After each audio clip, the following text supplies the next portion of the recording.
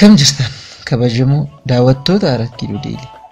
Nageenyi keenya badhaadhaa bakka isin jirtan maratti isin haa qaqqabu jechaa qophii gola seenaa keenyaa irraatiin seenaa magaalaa Finfinnee irratti waan qopheeffannee isin biraan geenyaa haga xumura qophii keenyaatti nu waliin turaan afeerraa keenya. Jaallattoonni qophii keenyaas qophii kana like, share fi subscribe gochuun dagatina.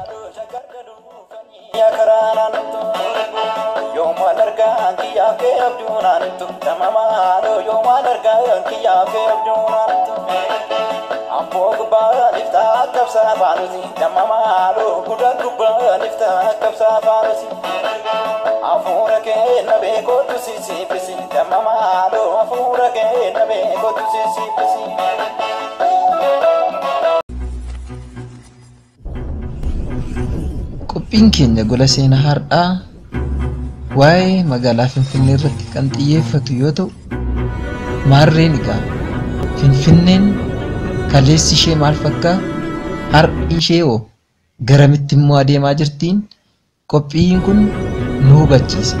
Caqasaan ammas afeerraa keenya.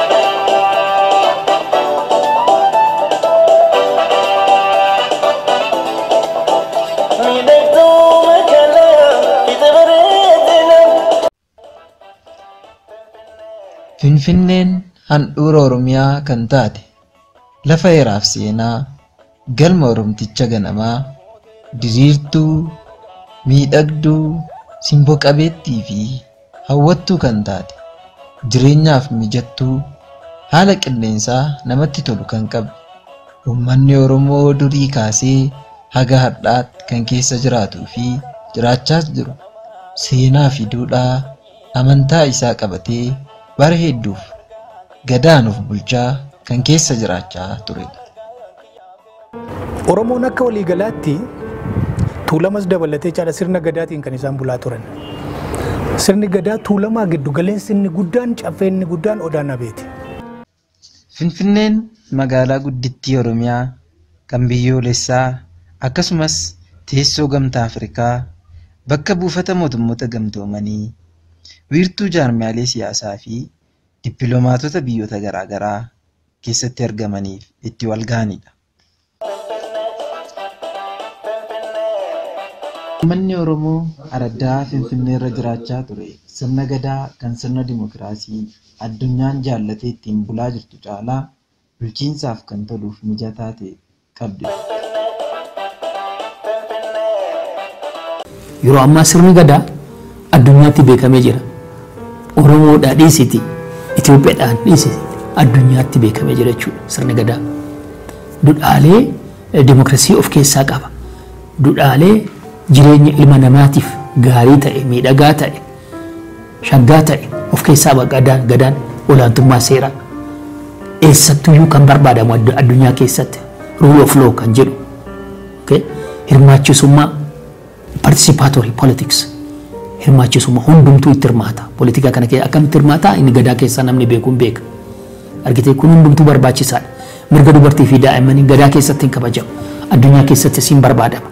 Daa'ima kunuunsuu fi dubartii eegumsa gochuu fi aadaa sirna gadaa keessatti dubartiin kabaja guddaa qabdi. Finfinneen akka magaalaatti hundaa'uun dura Oromoota galaan irratti horee damboobee yaasee ilmatee qotee galfatee irra jiraachaa ture seenaan akka addeessutti. Giddugala Itoophiyaa kanaa Oromiyaas dabalatee jechuudha. Uummati jiraatu Oromoo keessa uummata tuulamaati, gosa tuulamaati jechuudha. Tuulami kuni haroo Dambalirraa kaasee aga Wallootti kibbaa makaabaatti jechuudha. Dhiyaarraa immoo gaarreewwan Maccaa kana aga Gindabaratii kana ol ka jiru aga Karrayyuu ga'utti gidduu kana giddugaleessa kana naannoo magaalaan Finfinnee irratti ijaarame kan dabalatee ka jiraatu Oromoo tuulamaati jechuudha. Uummanni Oromoo araddaa kana irra jiraachaa ture loowwan isaa horoo baafachuuf waggaatti yeroo lamaaf achitti wal ga'a ture.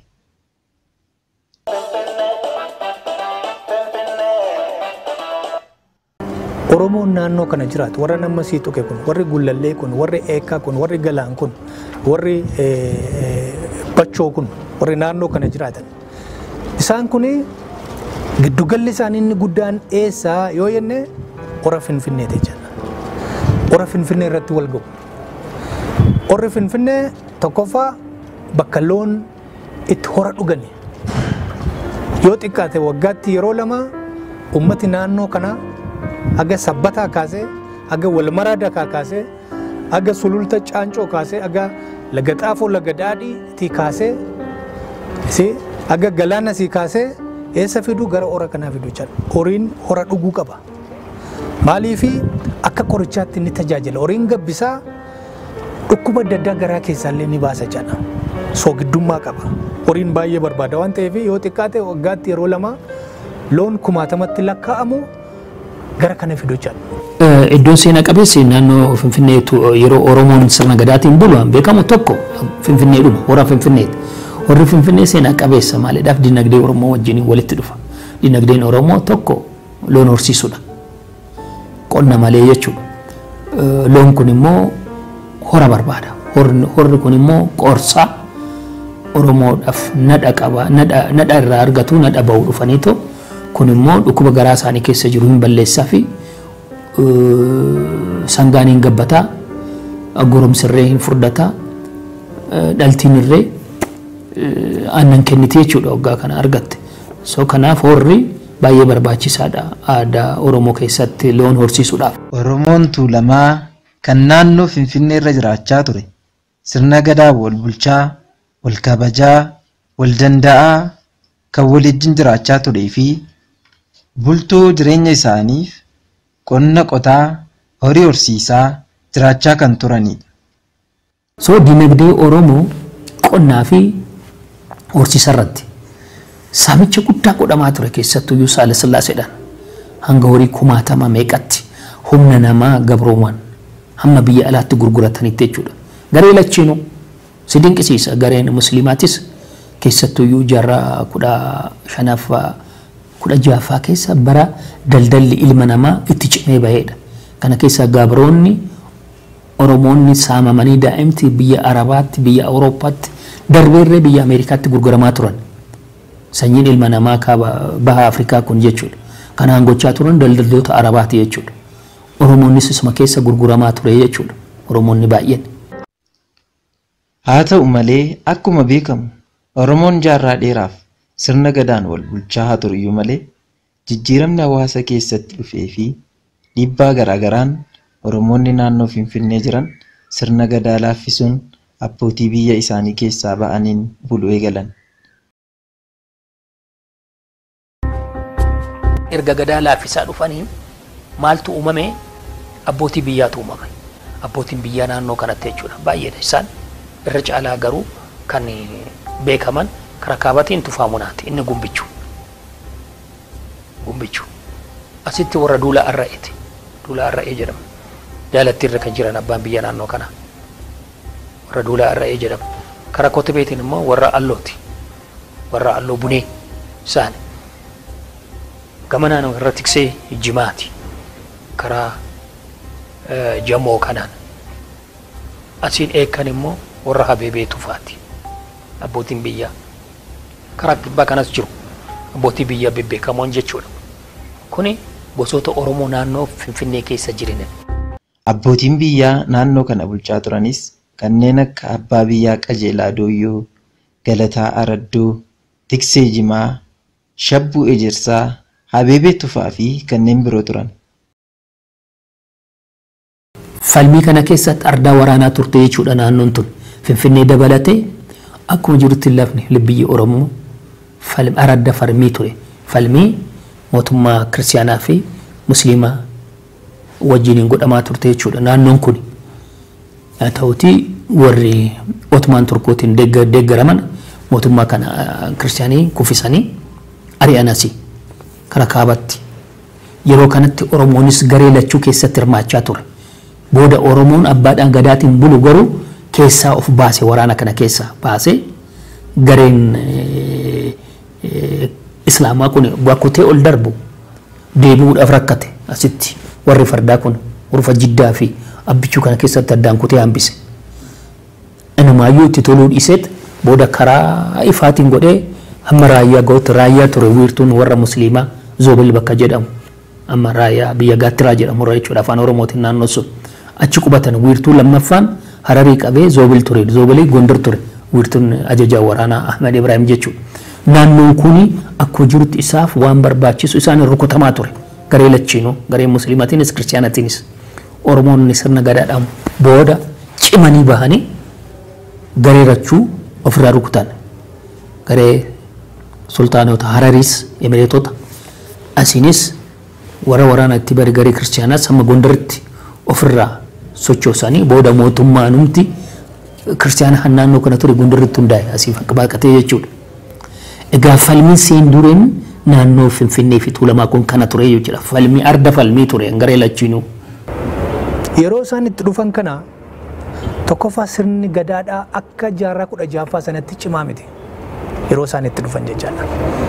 Akka kanatti ijaarame effective miti.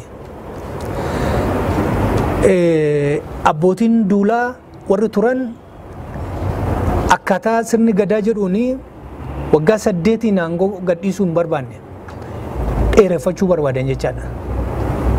Haadhuma isaayyuu mootii ta'uu barbaadaniiti gosa gosa isaaniitti hoogganaa ta'aa deeman jechaadha.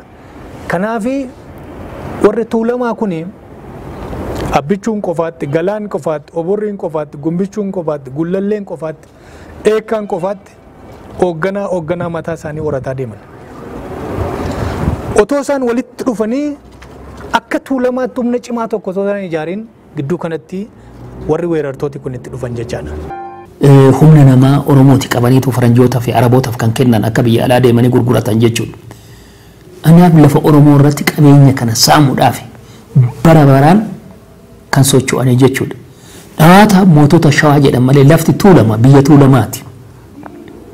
Biyya Tuulamaati. Biyya Tuulamaa kan lafa Tuulamaa kana cabsanii erga seenanii booda Oromoo mara cabsu kan danda'a. Kan ammoo godhan qawweedhaan uummata gabroomsan. Uummata gabra godhatanii kaan immoo kiristinnaa kaasanii ofitti makan. Ana kan ras goobana. Ana ka matakoo borjaa. Abbootii biyyaa kaaba Shawaa kanatti beekaman jechuudha. Isaan qabatanii uummatatti seenan. Kaan firoo godhatanii kaan immoo diina godhanii kaan immoo gabra ofii godhan. Argitee sana booda abbootii biyyaa naannoo fagaatanii qabachuu qaban. Kana keessaa Minilik erga goobana qabatee booda ergaadhaan of jala galchuu qabe namoota. Osoo majaalalaan wal bulchanii mootiin Minilikiif gargaartonni isaa haxxummaan Oromootatti soddoomuun firummaa humna isaa cimsataa adeeme. Mootii Minilik keessattuyyuu bara 1862 erga Dillila irra qubatee booda wiirtuu waraanaa fi ajajaa godhachuudhaaf Finfinnee gaaraan Xoxxorra qubatee Dillila irra achi humni raas gobanaa jechuudha. Karaa lixaatti socho'e. Akkuma jirutti naannoo Bachoo, Walisoo, Ammayyaa, Kottaayee akkuma jirutti jechuudha. Weeraraaf saamicha biyya Oromoo kanaan booda bara 1878 keessa sochii guddaan Oromoota gara bahaa jiran to'achuun yeroo socho'ametti Finfinneen mo'atamuu ishee fudhattee calliste. Sanii achi waraanni goobanaatii fi Minilik hidhatee ka'e. Oromoota gullallee naannoo kana jiru fixe. Kun hin baqate. Kun immoo harka kennan kooluu galee as Birbirsatti manni kaatolikii tokko hin jira. Humnoonni Minilik daangaa cabsanii erga Oromiyaa seenanii namni isaan to'atu waan hin jirreef uummata gosaaf amantaan walitti duulchisuu eegalan. Meeshaa biyya Awurooppaa irraa argatan maraan gara laafummaa tokko malee uummata hedduus fixan. Keessumaa immoo Oromoota naannoo Gullallee fi Galaan buqqisuun gara Arusii fi Adaamaatti hedduun kan baqatan yoo ta'u, muraasni immoo gara Gafarsaa fi Bachootti godaananiiru. Qeesarraa buqqaasanii raawwatanii dhaqatanii immoo achi walitti buusoo jechuudha Oromoodha. Gara Arsii kana geessanii gara Arsii kanaa gaa naannoo Muneessaa, Iddii Birroo, Ankatoo, Dannabaa, Heexosaa, Odaa Jilaa waddeecha naannoodhamu kan Arsii keessa warra asii buqqaasan kana achi dhaqatanii facaasanii qubsiisan jechaadha. Uummata Oromoo achi bira jechaadha. Haala kanaan mootonnii fi humnoonni Minilik Finfinnee keessa jiraachuu dhuunfachuu fi babal'ifachaa yeroo dhufanitti uummanni Oromoo immoo naannoo Shaggar kana gallakkisaa adeema. Lafa duwwaa argatanii Minilik immoo hin hireef namoota isaatiif jechuudha. Abbaa Korraan Safar jedhee kaaniin Raas Tasammaa Safar jedhee maqaa adda addaatiin raasota kanaaf kennanii humna isaanii qabatanii achumatti qochisiisaa achumatti jiraachuu qaban jechuudha. Sana booda Finfinnee irraa Oromoon buqqaatee jechuudha. Uummanni Oromoos ta'us tole jedhee harka kennee bitamee hin teenye. Haga danda'e diina isaa qolachaa ofirraa mulqaa akka turee fi booda garuu humnoota kanaan akka weeraran seenaan yeroo dhiyoo ni addeessa.